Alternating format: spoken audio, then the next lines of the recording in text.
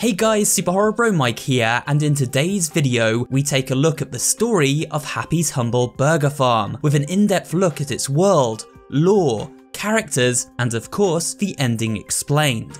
This video will guide you through the mysterious story step by step, and try to make sense of the many sinister goings-on within. So sit back, relax, grab a Happy Meal, and let's serve up another slice of Horror Games Explained.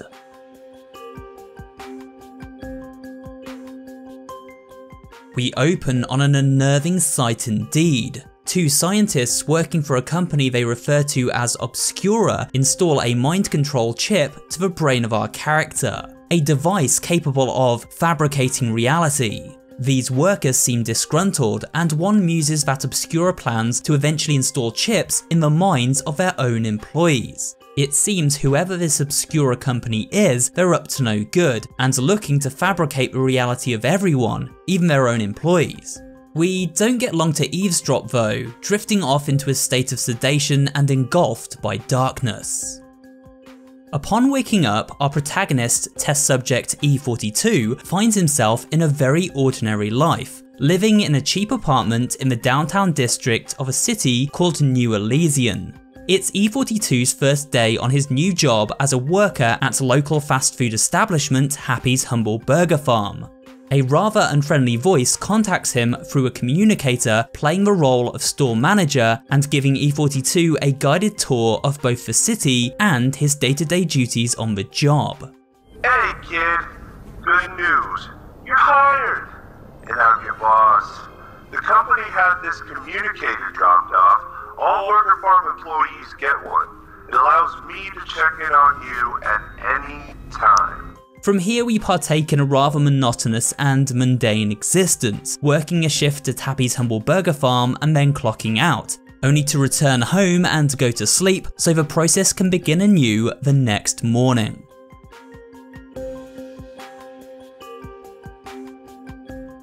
Within his apartment, the worker discovers a booklet detailing the history behind Happy and the other animatronic mascots. Their origin dates back many decades, but to understand their creation, we must also take into account the world we inhabit. You see, the universe Happy's Humble Burger Farm is set in is not the one we know. There is no Earth, no Saturn or Mars. Instead, the planets have different names and backstories. The Earth equivalent is a planet called Scythe, and there is a detailed explanation of this planet found in the planetarium within the City Museum. Check it out. Scythe is our home. As far as the general public are aware, Scythe is the only planet containing life. It was the Paragon's founder, Dr. Zane Grimm, who united the three nations of Sabbat, Dariaz, and Rabliad under the World Scythian government. The tribes of the Zakinian Mountains, deep within the oceans of ice, govern themselves.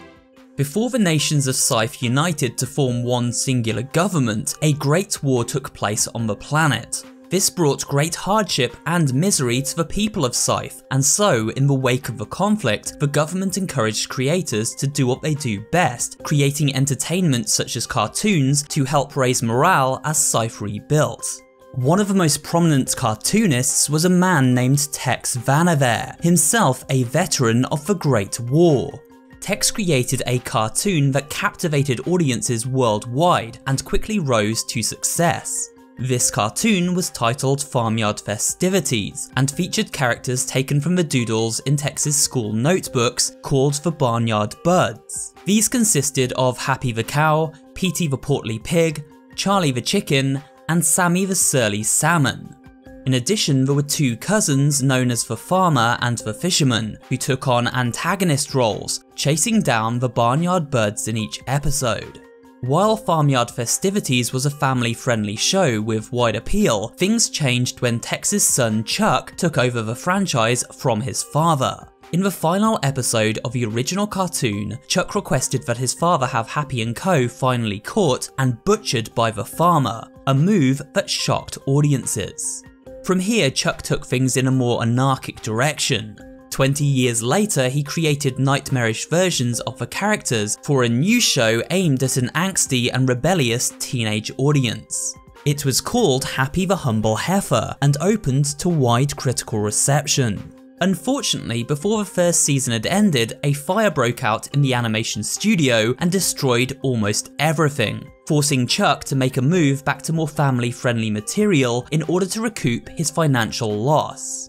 From the ashes of the fire rose a selection of video games based upon its barnyard buds. These video games went on to be some of the most profitable ever made, with wide audience appeal. As a result, Chuck Vanaver created a show based upon these games called Escape from the Barn. While the animation was light and whimsical, the show was quite dark, and many of its characters died tragic deaths along the way. Chuck continued steering his father's creations in a more adult direction, with the advent of a hyper-violent manga comic featuring nightmarish barnyard bud designs. A selection of horror movies themed around this twisted vision was also released. Then all of a sudden, Chuck vanished, and the franchise was handed over to his twin children. The Vanaver twins completely retooled the Barnyard Buds, once again making them family friendly with the creation of hit show Happy's Humble Hijinks. This show taught children important life lessons, morals, and social messages, as well as featuring an uplifting and joyful atmosphere. The show's popularity drew the attention of fast food corporation Happy Hamburger, and soon after a merger occurred, this giving birth to the first ever Barnyard Buds themed restaurant, and the rest, as they say, is history.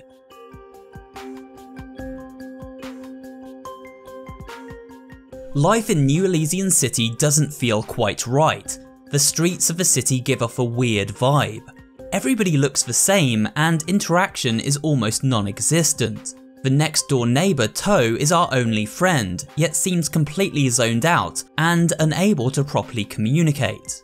But by far the most horrifying aspect of this city, and more specifically Happy's Humble Burger Farm, is the plethora of creepy entities which haunt us at every turn. Strange shadow people who blow up in clouds of toxic gas, pixelated humanoids running around on all fours, and ghoulish apparitions who run into the kitchen to shut down the appliances and make our shift even more unbearable. If we screw up too many times on account of these mischievous entities, then we incur the wrath of Happy the Humble Heifer herself.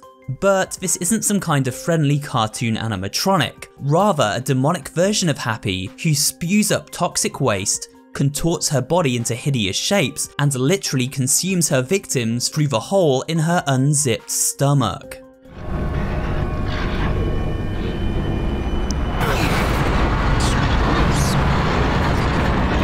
Through notes we find during our adventure, we discover that Happy terrorizes the staff of this burger joint, dragging them to work if they are late and attacking anyone who messes up an order. Talk about unfair employment. E42 begins to search for answers, and it isn't long before he finds them. One morning, an explosion at a local construction site allows our hapless hero to gain access to a gated-off warehouse, despite his manager advising to the contrary. Whatever that was, I advise going home. Definitely don't investigate. Leave it to the pros. The New Elysian Police and Fire Department will take care of it. There's no reason to be wandering towards the sound of chaos.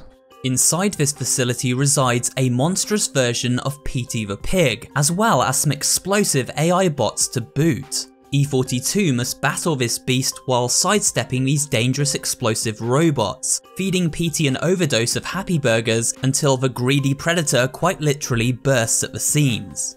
For his troubles, E42 unearths a floppy disk featuring the schematics to a device called the Keypad Hacker. Returning home from a stressful day of pig fighting, E42 hears a loud explosion in the bathroom. Upon investigating the commotion, E42 discovers a secret laboratory within his apartment, and inside a sentient robot head known as Vic. Vic informs us that he was working together with the previous resident of this apartment, test subject E7, but E7 went out some time ago and never returned.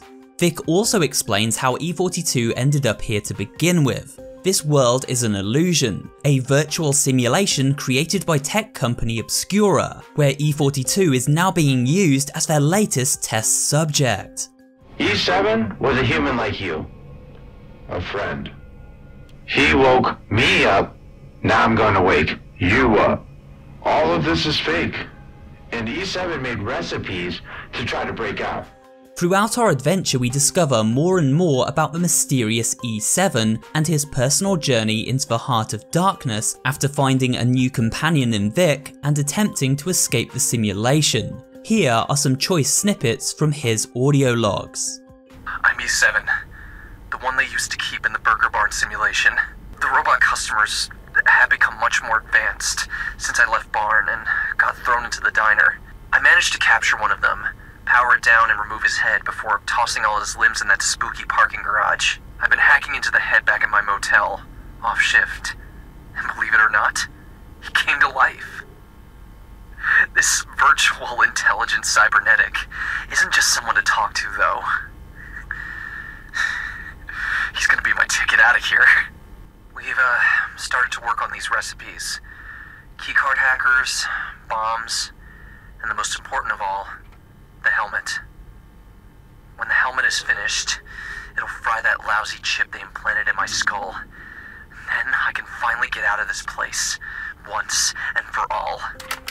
We actually play as E7 in the original prototype game, Happy's Humble Burger Barn, and get to live through his story. Certain information in the following segment is also pulled from Burger Barn, and this prequel is key to gaining a true understanding of events in full. Most notably the motives behind shady tech corporations OBSCURA and Paragon.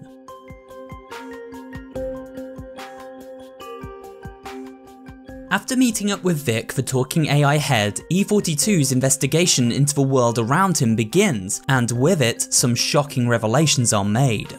After building the keycode hacker, E42 returns to Happy's restaurant and gains entry to the manager's office. Here he discovers a secret trapdoor leading down into a production facility, where it is revealed the people of Elysian City are in fact AI bots. Built on an assembly line by OBSCURA Biotech, a corporate overlord developing some seriously questionable technology.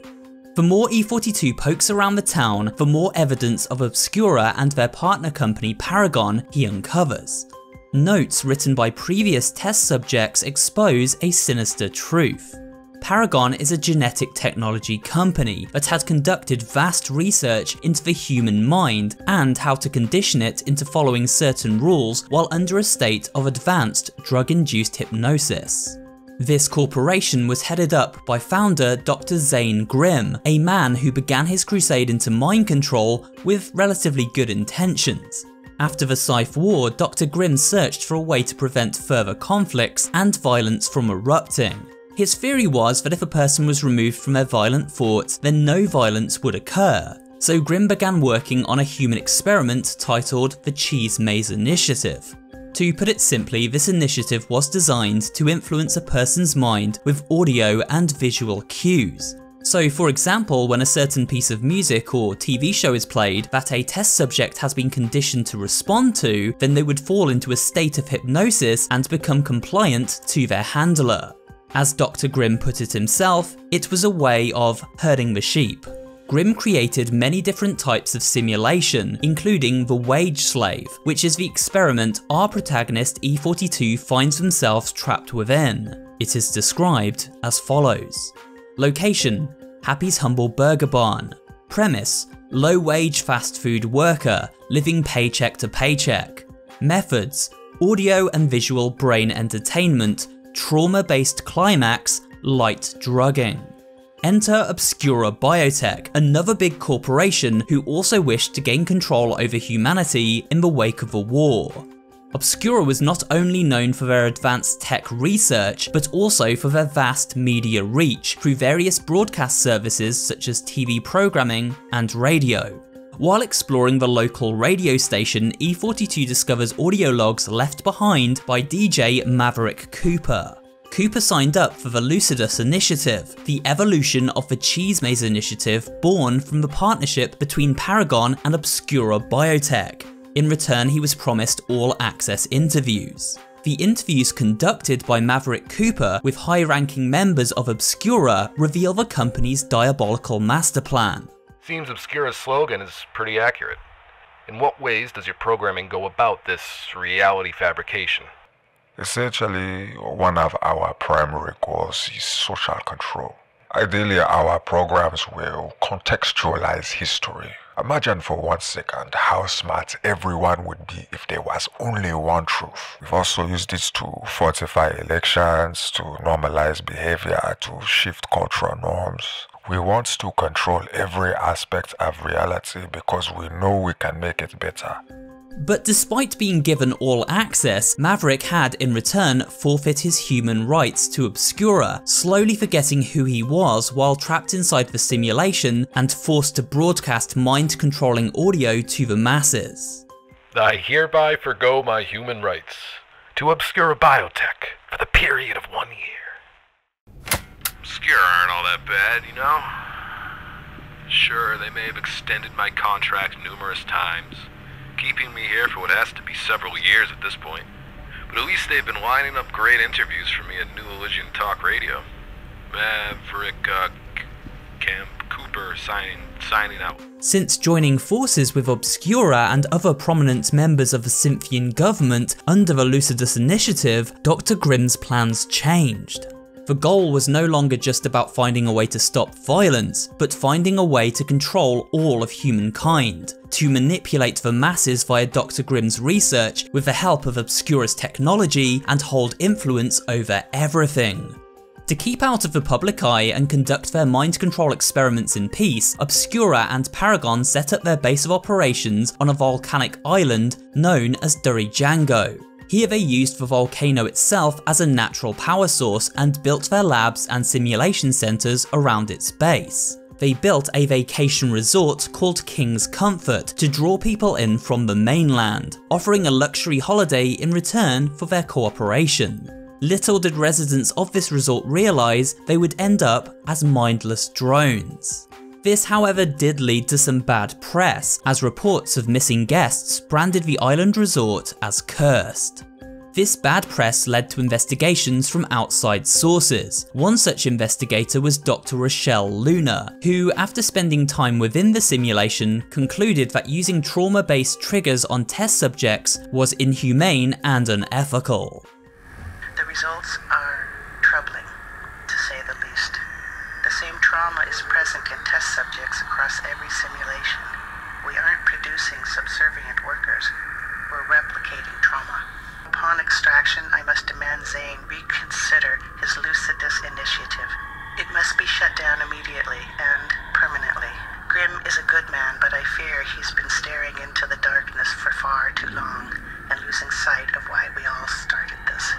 In fact, we see evidence of the long-term psychological damage these test subjects endured when examining our neighbour and co-worker Toe. This once normal man spent years in the simulation, subjected to extreme trauma for far too long, his brain eventually turning to mush. My name is Theodore Oliver Emerson, but my family calls me Theo, and my friends, they all call me Toe. I've been stuck here in New Elysian City. It's like this fake town. I don't know how to get out. If you're hearing this, you gotta help me. I think there's others too, and you gotta hurry. They're doing something to our brains. I'm losing my memories.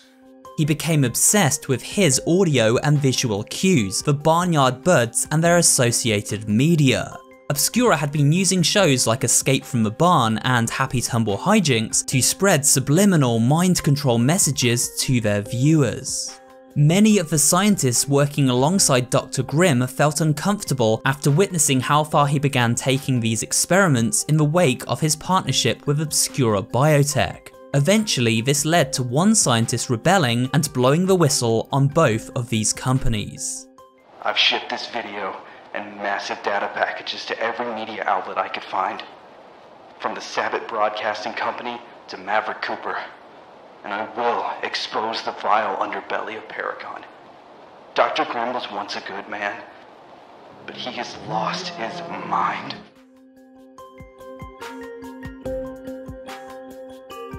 Earlier we spoke briefly about the monstrous versions of both Happy and Petey, but how did these monstrosities come to be, not to mention the other creepy entities we encounter? Well, it all started with a conflict on the island of Jorijongo between the native tribes and the Paragon Corporation.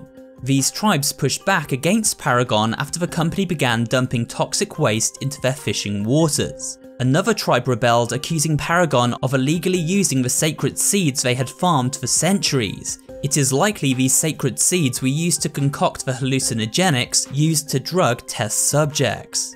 In order to silence the tribes and hide this unethical work from the onslaught of media brought about by the whistleblowers' actions, Paragon took a rather drastic and heavy-handed approach.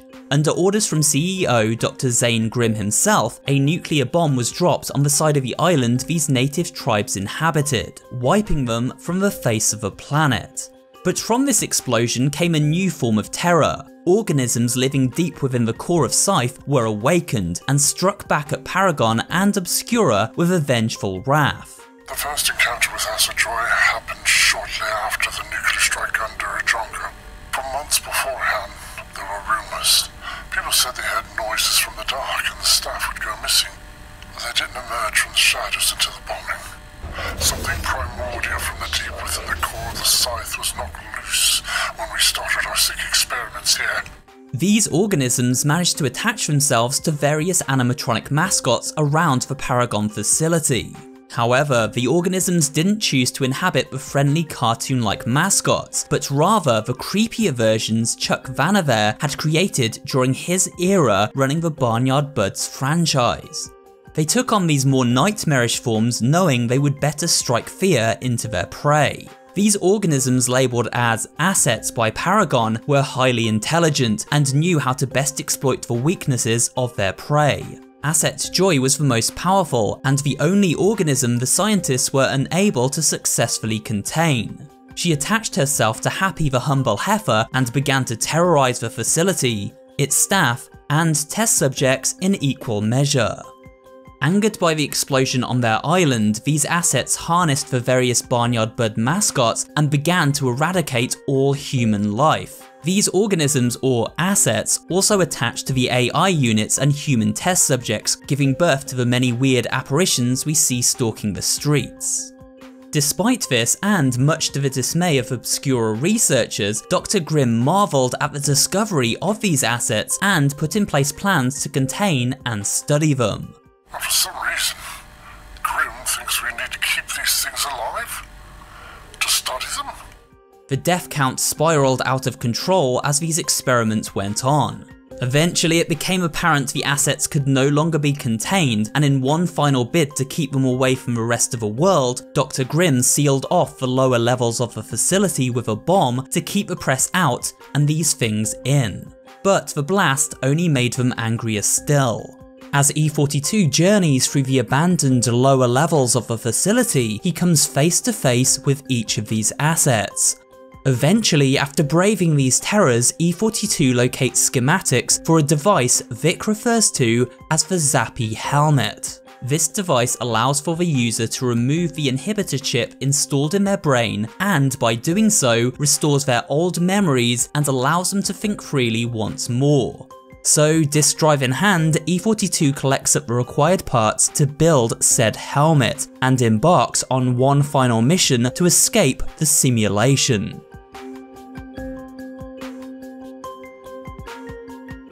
With the helmet now constructed, E42 places it over his head and travels back 5 years earlier, to his last real memory. Here he remembers the day he was captured, but more importantly, who he really is. A journalist named RYDER, who arrived on the island after receiving evidence from the aforementioned whistleblower. He had come to the resort on Dorijango to expose the nefarious schemes of both Paragon and Obscura Biotech. Unfortunately, he also witnessed the nuclear bomb dropped on the island to cover up these dark truths, and during the evacuation was captured by Paragon security and taken straight to surgery, where he was fitted with a chip and integrated into the Lucidus simulation. Thought engineering was a success. Test subject's memories have been suppressed, and he's assimilating to the fabricated reality. He has been assigned Test Subject Designation Employee 42, or E42 for short. Remembering this, E42, who we can now refer to as Ryder, makes his way through the ruins of the previous fast food restaurant Happy's Humble Burger Barn, located beneath the newly rebuilt Burger Farm. E7 guiding him here with secret messages which are now visible thanks to the removal of the inhibitor chip. Unfortunately, Vic will not be joining us for the ride, running out of power and terminating shortly after Ryder returns from his memory hack. E42! E42! Wow, you were asleep for a long time. Listen, I'm not feeling so good. I think I need to take a nap. Or shut down. Or reset. Or power all off. Or whatever it's called. I'm not so sure I'll see you again. But I hope you don't forget about me. Ryder enters the abandoned sewers and discovers he isn't alone as Happy furiously pursues him at every turn.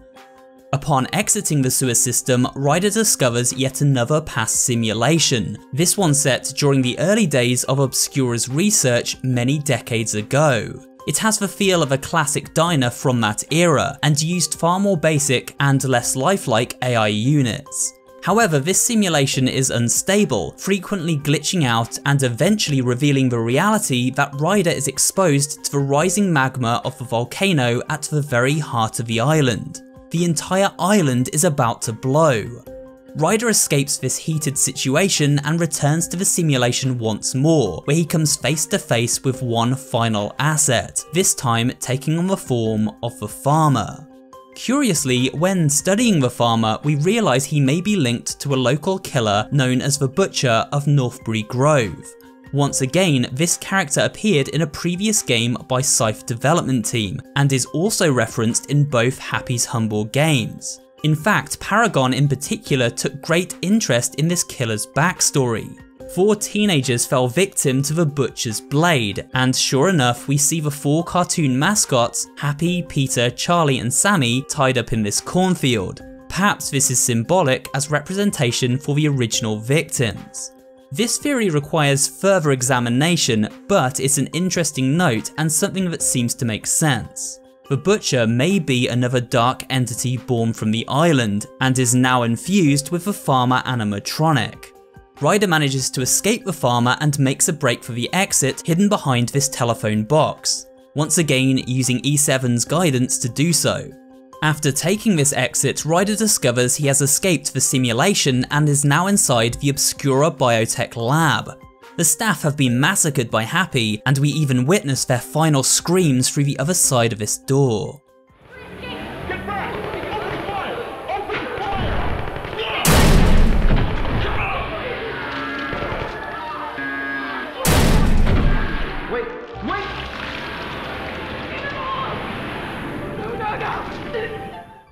With no one to stop him, Ryder steps over the blood-stained corpses of his captors and enters the outside world. Finally daylight and a way off the island, it seems his ordeal is over and he can finally expose OBSCURA and Paragon for their misdeeds. As he climbs over the wall and heads off into the jungle, we witness one last horrifying sight. Happy has also managed to escape the facility, and with no security measures left in place, has nothing to prevent her from making contact with the rest of the world. In Dr. Grimm's pursuit to save humanity from themselves, he may have in fact doomed us all. And on that rather downbeat note, we come to the end of this deep dive into the story of Happy's Humble Burger Farm. There was a ton of ground to cover in this video, so I hope you're happy with how I chose to present it. If you enjoyed this video, remember to leave me a like, comment down below, and of course subscribe for more horror related content. Thanks for watching, and I will see you on the next video.